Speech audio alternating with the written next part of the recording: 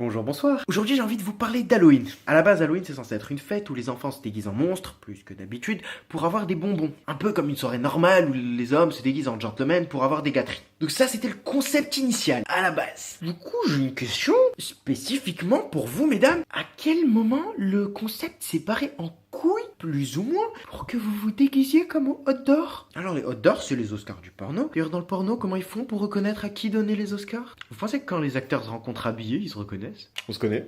Mais oui, c'est mon regard! Tu me reconnais mieux comme ça? Oups, loulou, sans le visage! En plus, Halloween, c'est fin octobre. Il fait froid. Les déguisements sont proportionnellement inverses à la température. Il y a une forme de logique, oui, si tu veux. Bien sûr. Halloween, c'est le seul jour de l'année où les femmes peuvent s'habiller comme elles veulent sans se faire juger par les autres femmes. Et à Pigalle, c'est juste que c'est Halloween toute l'année. En Arabie Saoudite aussi. Dans un autre délire, Ce que j'adore aussi dans Halloween, c'est que c'est plus facile de pécho que pendant la Saint-Valentin. Et pourtant, il y en a du désespoir le 14 février. Histoire d'éviter tout malentendu, je suis pas du tout en train de critiquer les déguisements féminins d'Halloween. Loin de là. Même que je suis féministe. Oui, monsieur. J'adore les fémènes. Des femmes qui se baladent les seins à l'air.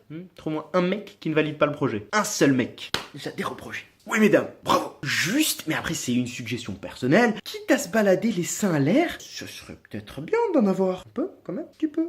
Ça donnerait plus de poids au projet. Enfin, moi les féminines, j'adore. Mais jusque-là.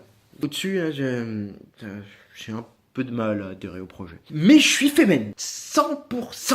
J'ai le sentiment que c'est quand même important de le préciser en ce moment. L'instinct de survie, peut-être. La conjoncture n'est pas très bonne pour les blagues misogynes, quand même. Remarque, si vous voulez me hashtag balance ton porc, ne vous gênez surtout pas. Il n'y a pas de mauvaise pub. Casablanca! Moi aussi, je balance mon porc. Pour en revenir à Halloween, je suis curieux de savoir à quel moment un déguisement de femme de ménage sexy, c'est censé faire peur. À part les étudiants, qui a peur d'avoir un appartement propre? À quel moment Catwoman dans un costume en latex, c'est censé faire peur?